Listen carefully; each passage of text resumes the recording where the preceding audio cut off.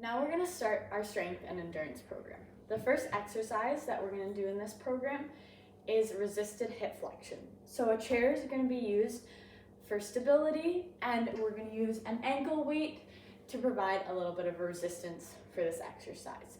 So you're going to stand in a nice upright position, engaging your core, holding onto the chair for balance, and you're going to flex at the hip, bring your knee up to the sky, and then hold there for a few seconds and lower it back to the ground.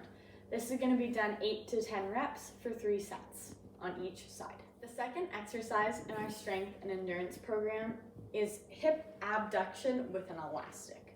So this exercise is going to be done with the chair again to provide a little bit of stability.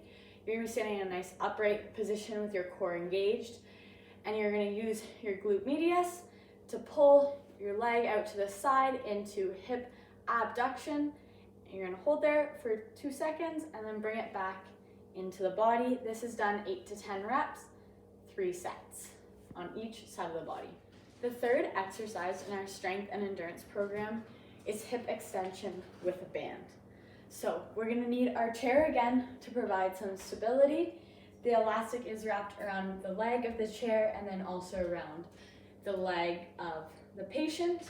You're going to be holding onto the chair, maintaining a tight core, making sure our pelvis does not tilt at all. You're maintaining a nice square position the whole time through this exercise. You're going to lift your foot up a little, go into hip extension, squeezing your glutes, and then return your foot back to its starting position. This is going to be done 8 to 10 reps on each side for 3 sets. Fourth exercise in our strength and endurance program is sit to stand. We're going to have a chair placed against the wall to prevent slipping. You're going to be seated in the chair with your feet about shoulder width apart and pretty close to the edge of the chair. The patient is then going to raise their arms up, maintaining a nice strong core throughout all of this, and then they're going to stand up from that seated position.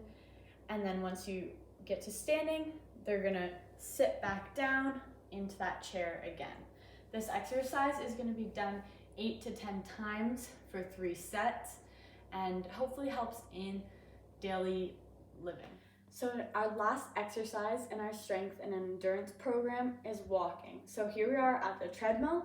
We're going to make sure our client is safely clipped in. They're going to maintain a nice upright position while walking the whole time. Try not to be hunched over or overextended and leaning backwards.